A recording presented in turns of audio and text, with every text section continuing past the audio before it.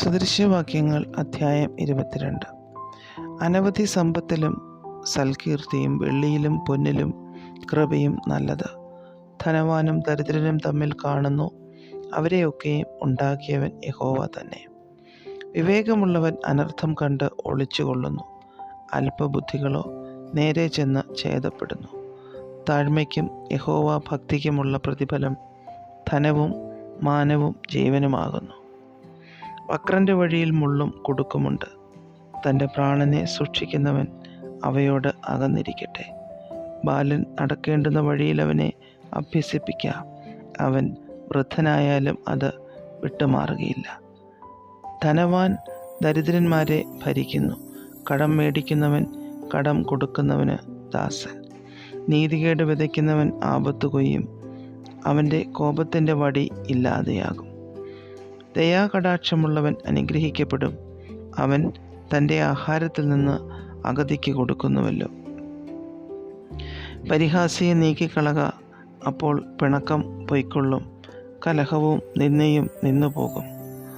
ഹൃദയശുദ്ധി ഇഷ്ടപ്പെടുന്നവന് അധരലാവണ്യമുണ്ട്, രാജാവ് അവൻ്റെ സ്നേഹിതൻ. യഹോവയുടെ കണ്ണ് പരിജ്ഞാനമുള്ളവനെ കാക്കുന്നു, ദ്രോഹികളുടെ വാക്കോ അവൻ മറിച്ചു കളയുന്നു. വെളിയിൽ സിംഹമുണ്ട്, വീഥിയിൽ എനിക്ക് ജീവഹാനി വരുമെന്ന് മടിയൻ പറയുന്നു. പരസ്ത്രീയുടെ വായ് ആഴമുള്ള കുഴിയാകുന്നു, യഹോവയാൽ ത്യജിക്കപ്പെട്ടവൻ അതിൽ വീഴും. ബാലൻ്റെ ഹൃദയത്തോട് ഭോഷത്വം പറ്റിയിരിക്കുന്നു, ശിക്ഷയ്ക്കുള്ള വടി അതിനെ അവനിൽ നിന്ന് അകറ്റിക്കളയും. ആദായം ഉണ്ടാക്കേണ്ടതിന് എളിയവനെ പീഡിപ്പിക്കുന്നവനും ധനവാന് കൊടുക്കുന്നവനും മുട്ടുള്ളവനായി തീരും. ജ്ഞാനികളുടെ വചനങ്ങളെ ചെവിചായിച്ച് കേൾക്കുക, എൻ്റെ പരിജ്ഞാനത്തിന് മനസ്സുവെക്കുക. അവയെ നിൻ്റെ ഉള്ളിൽ സൂക്ഷിക്കുന്നതും നിൻ്റെ അധരങ്ങളിൽ അവയൊക്കെയും ഉറച്ചിരിക്കുന്നതും മനോഹരം. നിൻ്റെ ആശ്രയം യഹോവയിൽ ആയിരിക്കേണ്ടതിന് ഞാൻ ഇന്ന് നിന്നോട് തന്നെ ഉപദേശിച്ചിരിക്കുന്നു.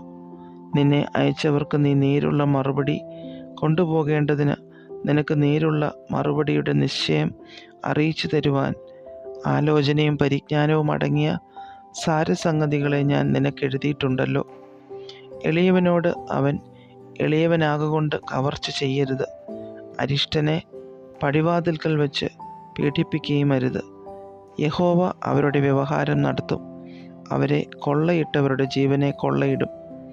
കോപശീലനോട് സഖിത്വമരുത്, ക്രോധമുള്ള മനുഷ്യനോടുകൂടെ നടക്കുകയും അരുത്. നീ അവൻ്റെ വഴികളെ പഠിപ്പാനും നിന്റെ പ്രാണൻ കണിയിൽ അകപ്പെടുവാനും സംഗതി വരരുത്.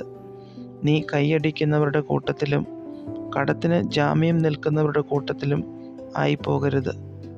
വീട്ടുവാൻ നിനക്ക് വകയില്ലാതെ വന്നിട്ട് നിന്റെ കീഴിൽ നിന്ന് നിന്റെ മെത്ത എടുത്തു കളവാൻ ഇടവരുത്തുന്നതെന്തിന്? നിന്റെ പിതാക്കന്മാർ ഇട്ടിരിക്കുന്ന പണ്ടത്തെ അതിർ നീ മാറ്റരുത്. പ്രവൃത്തിയിൽ സാമർഥ്യമുള്ള പുരുഷനെ നീ കാണുന്നുവോ? അവൻ രാജാക്കന്മാരുടെ മുമ്പിൽ നിൽക്കും, നീചന്മാരുടെ മുൻപിൽ അവൻ നിൽക്കയില്ല. അധ്യായം 23. നീ അധിപതിയോടുകൂടെ ഭക്ഷണത്തിനിരിക്കുമ്പോൾ നിന്റെ മുമ്പിലിരിക്കുന്നവൻ ആരെന്ന് കരുതിക്കൊള്ളുക. നീ ഭോജനപ്രിയനാകുന്നുവെങ്കിൽ നിന്റെ തൊണ്ടയ്ക്കൊരു കത്തി വെച്ചുകൊള്ളുക. അവൻ്റെ സ്വാദ് ഭോജനങ്ങളെ കൊതിക്കരുത്, അവ വഞ്ചിക്കുന്ന ഭോജനമല്ലോ. ധനവാനാകേണ്ടതിന് പണിപ്പെടരുത്, അതിനായുള്ള ബുദ്ധി വിട്ടുകളക. നിന്റെ ദൃഷ്ടി ധനത്തിന്മേൽ പതിക്കുന്നതെന്തിന്? അതില്ലാതെയായി പോകുമല്ലോ. കഴുകൻ ആകാശത്തേക്കെന്ന പോലെ അത് ചിറകെടുത്ത് പറന്നുകളയും. കണ്ണുകടിയുള്ളവൻ്റെ അപ്പം തിന്നരുത്, അവൻ്റെ സ്വാദുഭോജ്യങ്ങളെ ആഗ്രഹിക്കുകയും അരുത്. അവൻ തൻ്റെ മനസ്സിൽ കണക്ക് കൂട്ടുന്നത് പോലെയാകുന്നു, തിന്നു കുടിച്ചുകൊള്ളുക എന്നവൻ നിന്നോട് പറയും. അവൻ്റെ ഹൃദയമോ നിനക്ക് അനുകൂലമല്ല. നീ തിന്ന കഷണം ഛർദ്ദിച്ചു പോകും, നിന്റെ മാധുര്യവാക്ക് നഷ്ടമായെന്നും വരും. ഭോഷൻ കേൾക്കെ നീ സംസാരിക്കരുത്, അവൻ നിന്റെ വാക്കുകളുടെ ജ്ഞാനത്തെ നിരസിച്ചു കളയും. പണ്ടേയുള്ള അതിർ നീക്കരുത്, നാഥന്മാരുടെ നിലം ആക്രമിക്കുകയും അരുത്. അവരുടെ പ്രതികാരകൻ ബലവാനല്ലോ, അവർക്ക് നിന്നോടുള്ള വ്യവഹാരം അവൻ നടത്തും. നിന്റെ ഹൃദയം പ്രബോധനത്തിനും നിന്റെ ചെവി പരിജ്ഞാന വചനങ്ങൾക്കും സമർപ്പിക്കാം. ബാലന് ശിക്ഷ കൊടുക്കാതിരിക്കരുത്. വടികൊണ്ടടിച്ചാൽ അവൻ ചത്തുപോകുകയില്ല. വടികൊണ്ടവനെ അടിക്കുന്നതിനാൽ നീ അവൻ്റെ പ്രാണനെ പാതാളത്തിൽ നിന്ന് വിടുവിക്കും. മകനെ, നിന്റെ ഹൃദയം ജ്ഞാനത്തെ പഠിച്ചാൽ എൻ്റെ ഹൃദയവും സന്തോഷിക്കും.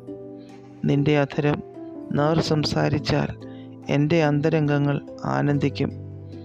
നിന്റെ ഹൃദയം പാപികളോട് അസൂയപ്പെടരുത്. നീ എല്ലായ്പ്പോഴും യഹോവ ഭക്തിയോടിരിക്ക. ഒരു പ്രതിഫലമുണ്ടാകും നിശ്ചയം. നിന്റെ പ്രത്യാശയ്ക്ക് ഭംഗം വരികയുമില്ല. മകനെ, കേട്ട് ജ്ഞാനം പഠിക്ക. നിന്റെ ഹൃദയത്തെ നേർവഴിയിൽ നടത്തിക്കൊള്ളുക. നീ വീഞ്ഞു കുടിക്കുന്നവരുടെ കൂട്ടത്തിലും മാംസഭോജനപ്രിയരുടെ ഇടയിലും ഇരിക്കരുത്.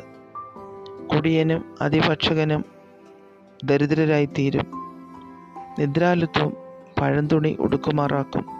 നിന്നെ ജനിപ്പിച്ച അപ്പൻ്റെ വാക്ക് കേൾക്കാം. നിന്റെ അമ്മ വൃദ്ധയായിരിക്കുമ്പോൾ അവളെ നിന്ദിക്കരുത്. നീ സത്യം വിൽക്കുകയല്ല, വാങ്ങുകയത്രേ വേണ്ടത്.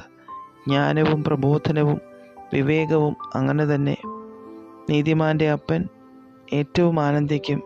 ജ്ഞാനിയുടെ ജനകൻ അവനിൽ സന്തോഷിക്കും. നിന്റെ അമ്മയപ്പന്മാർ സന്തോഷിക്കട്ടെ. നിന്നെ പ്രസവിച്ചവൾ ആനന്ദിക്കട്ടെ. മകനെ, നിന്റെ ഹൃദയം എനിക്ക് തരിക. എൻ്റെ വഴി നിന്റെ കണ്ണിന് ഇമ്പമായിരിക്കട്ടെ. വേശ്യാസ്ത്രീ ആഴമുള്ള കുഴിയും പരസ്ത്രീ ഇടുക്കമുള്ള കിണറുമാകുന്നു. അവൾ പിടിച്ചുപറിക്കാരനെ പോലെ പതിയിരിക്കുന്നു. മനുഷ്യരിൽ ദ്രോഹികളെ വർദ്ധിപ്പിക്കുന്നു.